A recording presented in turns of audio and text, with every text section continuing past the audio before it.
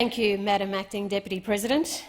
I hear it's raining around Central Australia at the moment, pretty cool around Yulara, and up in the top end the wet season is certainly on its way with a bit of rain and certainly the humidity. People are even catching $10,000 barramundi fish with the $1 million fish competition that's happening.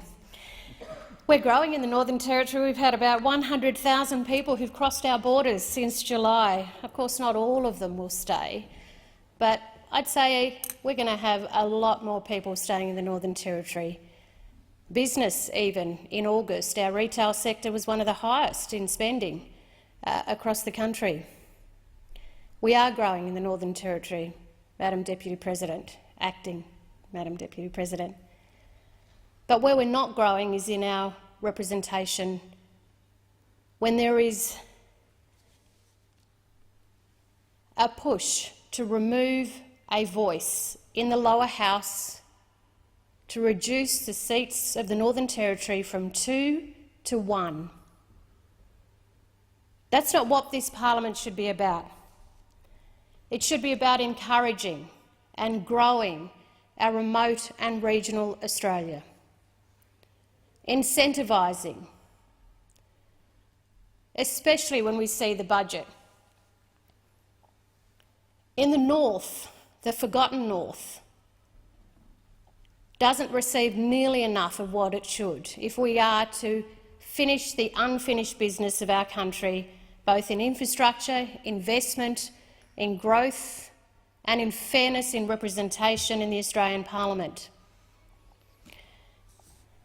We saw in the House yesterday a significant vote took place. An amendment was passed to a government motion,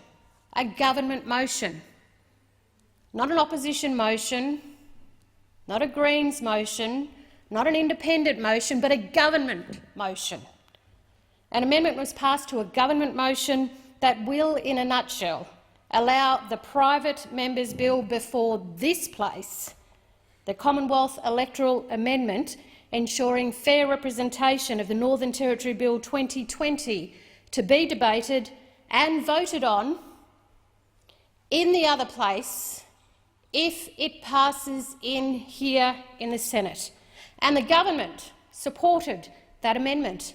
Yes, the coalition government supported that amendment before the House for the suspension of standing orders to allow this to happen.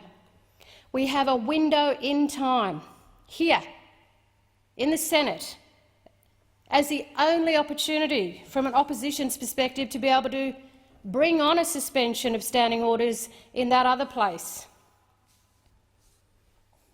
They've opened the door, Madam Acting Deputy President, to enable us in here to send a private senator's bill to them. And I say to the government supported this suspension of standing orders in the House. The government can support the suspension of standing orders in the Senate. The Northern Territory is poised to become the comeback capital of Australia. Territorians have worked hard to make sure we have been the safest place to be during this dreadful pandemic. We are on track for economic recovery as we position the Territory for future investment, leading to more jobs and economic growth. And that hard work is seeing people flock to the Northern Territory. The NT government's most recent data indicates a trend of around 4,500 permanently relocating since the border reopened. Keep that figure in mind. 4,500 people have permanently relocated since we opened the border. But the Northern Territory is going to lose a seat, has lost a seat as far as the Australian Electoral Commission is concerned, because we are short of 4,778 residents in the Northern Territory. Now, that decision was back in March. So we stand to lose our representation at the very time our population is increasing. We have always argued that the formula that the Australian Electoral Commission bases its decision to cut one of our seats does not reflect the true nature of the Territory's population. The Australian Electoral Commission made a determination on July 3 for the NT to revert to one seat in the House of Representatives.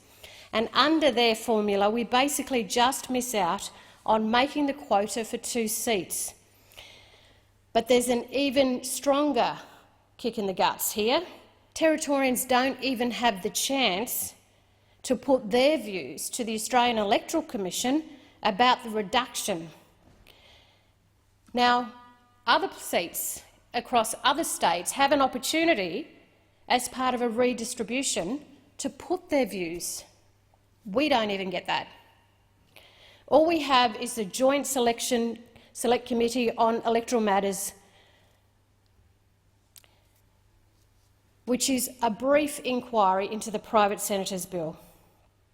What has been clear throughout that committee's hearings and throughout the many times I have stood in the Senate to alert senators to this growing political concern in terms of the voices of the people of the Northern Territory, along with my CLP colleague, Senator Sam McMahon. We are absolutely united on this front, that the parliament must not, cannot reduce and diminish our voices. Indigenous organisations, land councils, chambers of commerce, trade unions, religious bodies, political parties and concerned private citizens have all said they want the Territory to have a fair go in Canberra. This afternoon I will table a petition reflecting exactly that, of nearly 4,000 signatures from residents right across the Northern Territory and indeed right across Australia. And you know what, Madam Acting Deputy President? That petition is going to keep running, because this is a battle that the people of the Northern Territory are not going to give up on. We deserve a minimum of 2 seats in the lower house. We want more, naturally, but we certainly don't want to lose what we already have. There have been a lot of words said here in support outside this chamber about the need to maintain the representation of our regions of the Northern Territory in this parliament. And I urge all of you, all of the senators here in this place, to take the Territory bull by the horns and fix this question of our representation. Fix it this week, as a motion in the other House has invited us to do. The motion that's come from the other House has invited us to have the courage to bring it in here, to debate it in here, to support it in here, and do the right thing in here for the people of the Northern Territory, because we have a window that has now been opened and invited to us from the House of Representatives to do exactly that. A unique situation, a historical moment, and we can do this. How important are the people of the Northern Territory to the Senate? How important are the people of the Northern Territory to the lower house? Well, they showed how important the people of the Northern Territory are by putting forward this motion, by challenging us in the Senate to have the courage to pursue this inequality in terms of the voices of First Nations people, of our cattle stations, of our mining organisations, of our Aboriginal communities, ranger programs, of the fishing industry. Make sure their voices are reflected adequately in ensuring that we do maintain the 2 seats of the Northern Territory in the lower house, and hopefully one day to come, even more seats and senators even. Thank you, Madam Acting Deputy President.